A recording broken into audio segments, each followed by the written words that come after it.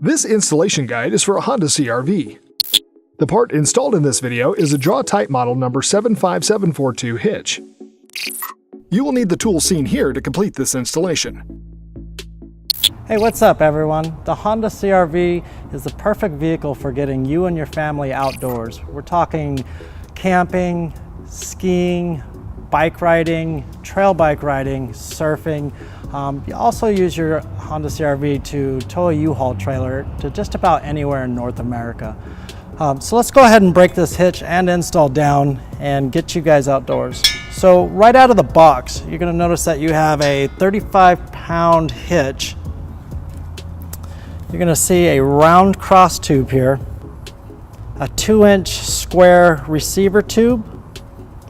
Over on the driver's side, you're going to notice that this is our frame attachment. It's got a nice big cutout for you for the exhaust system. We've got an attachment point here, an attachment point here. And then over on the driver's side, we also have one attachment point here and one attachment point here. And a little bit more detail about this hitch. We have a electrical mounting bracket welded to the hitch, and that'll accept 4 flats, 7 rounds, 6 rounds as well. And we also have the safety chain tow loops on both sides here for when you're towing a trailer. And we also have important towing weight information, and we'll go over that a little bit more later in the video. Okay, let's go ahead and break this hitch down and get you going. Okay, let's go over some preparation before we put this hitch in place. The first thing that we need to do is lower the exhaust. That's going to require dropping a couple of exhaust rods from your exhaust hanger bracket up here. It's pretty simple stuff. And to make it a little easier, I'm going to also spray some soapy water just around some of the points where it'll be coming off, just because it gets some road grime. Again, we're going to be removing the rubber exhaust hanger brackets from their exhaust rods here. To do that, you can use a pry bar, a long screwdriver, or your hands if it's loose enough. I'm going to be using exhaust pliers for this video. That's all we need, just enough room to get our hitch up here and get the exhaust rod here through the cutout in the hitch. This hitch is going to be attaching to existing weld nuts that are in the frame. There's one here and one here, and the attachment points are going to be identical on the driver's side. Next thing is we're going to also remove the underbody paneling right here.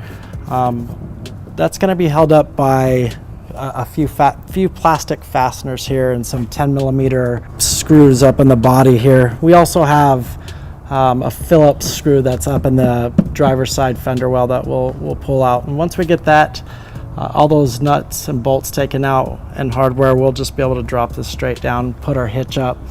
Okay, to get the plastic fasteners down, you basically just need to take this center portion of the fastener and bring it straight down. It'll come right out. I just use a flathead screwdriver and I kind of wedge it in there and just work it down nice and slow. There is 3 across the rear bumper, 1 on the driver's side. Okay, now we're on the driver's side fender well. We can see that this is part of the underbody paneling here. It's held by these Phillips screws, one here, one here. I'm going to go ahead and remove those now.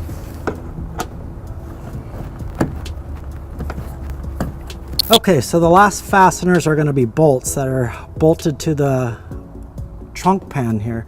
We've got 1, 2, 3, and we're going to be using a 10mm socket to lower them down.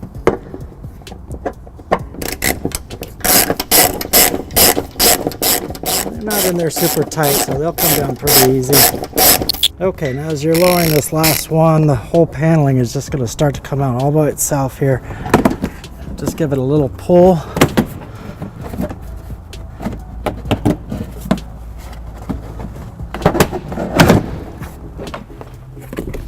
Okay, back to the underbody paneling.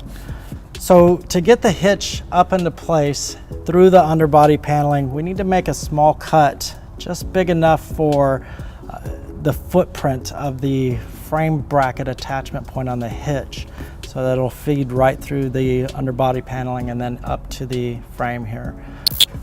I'll be using a utility knife. This is pretty thin fascia stuff here, so it'll cut right through it. As you can see, we have a hole big enough for the frame bracket, and we want to dress up this padding a little bit, and you can do that with some tape or some black paint. We'll be using some tape today. Okay, perfect. Now we're going to go ahead and put the underbody paneling back into place and secure it with the fasteners that we removed earlier. Okay, now that we've got the underbody worked into place here, we're going to go in reverse order. We're going to screw in the bolts to the trunk body pan here. We're back behind the driver's side rear tire, and we are putting the underbody back together with the Phillips screws here. And the 3 plastic fasteners along the rear fascia here. Just push it, line up the holes, push the rod through, push the center rod through, it snaps right into place. Okay, so we're just about ready to put the hitch up to the frame here. But before we do, we're gonna need to put a couple of washers over the attachment holes on the hitch towards the rear, because the frame rises up slightly and it leaves just a small space between the hitch and the frame. So instead of trying to wedge the spacer in up on top after we've put the hitch up, I'm gonna go ahead and just tape it to the top of the hitch here using some paper tape. These washers are provided by the hitch manufacturer. Perfect. Now we'll do the driver's side. Doesn't have to be any specific way, just enough to hold it there. Okay, now we're ready to raise the hitch up into position. I'm gonna go ahead and raise the passenger side up first, and then rest the passenger side hitch bracket up on top of the exhaust. It's supported pretty well and it can handle the weight. Then I'll raise up the driver's side through the cutout in the underbody paneling. What's going to support the hitch is going to be our 3/8" U-bolt through the toe loop here. Once we get the hitch up, I'll just put some fasteners here. Now it does come with a washer and lock washer, but just for right now I'm going to put the nuts on just for some support. Once we're done tightening down the other fasteners, I'll come back and put the washers and lock washers in. Okay, now that we got the hitch up in place, you can see that the rubber exhaust hanger fits right through the cutout in the hitch here. And it'll allow us to put the exhaust rod back in. I'm gonna go ahead and put the bolts provided by the hitch manufacturer into the weld nuts in the frame. Okay, and I'll just leave them loosely installed there and move over to the driver's side. Do the same exact thing. Now that we have the hitch supported to the frame, I'm gonna go ahead and come back here and put the provided lock washer and washer in place on both sides. As you can see, I'm putting the washer in first, then the lock washer, then our nut.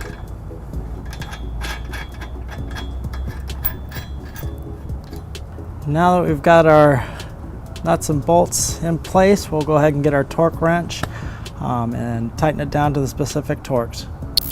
The 3/8" U-bolt is going to be torqued down to 30 foot-pounds. So I'm going to be using a 17 millimeter socket. Okay, now I'm going to be taking a 11/16 socket and tightening down the frame attachment bolts to 38 foot-pounds.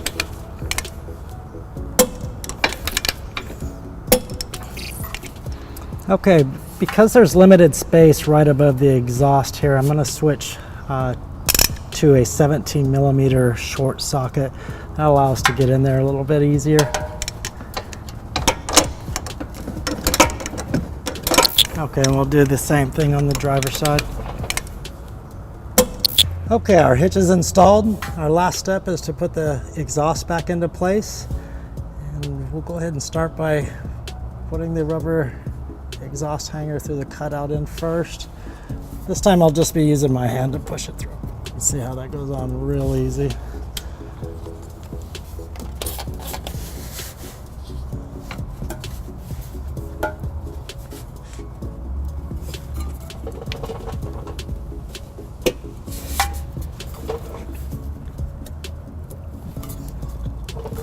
Okay, wow, our hitch came out really nice here. You can see that the round cross tube gives it a really nice stylish look. It's not big or bulky. It comes right into the 2-inch receiver portion here where we can put our towing accessories or hitch accessories like bike racks and cargo carriers, mobility carriers.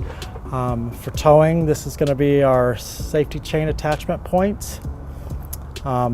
Also want to point out that we have a 5/8-inch hole on both sides of the receiver tube. That's for putting your pin and clips through or locking devices to lock your towing accessories. Again, we have a electrical mounting bracket over here welded to the hitch that will accept 7 rounds, 6 rounds, and 4 flats if you're going to be towing a trailer. Okay, now to our weight rating that we talked about at the beginning of the video. This hitch can handle up to 4,500 pounds trailer weight, 675 pounds tongue weight. Tongue weight is unsupported weight. It's not a trailer that has wheels. It's more like a bike carrier or cargo carrier. And the tongue weight is what comes down right here in this load zone area. Anything that you put farther back unsupported weight will reduce your tongue weight up to half, depending on how far you go back.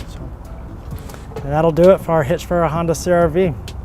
Once installed, this hitch will measure 14 inches from the inside of the receiver to the ground, 3 inches from the pinhole to the end of the bumper, and 1 inch from the end of the receiver to the end of the bumper.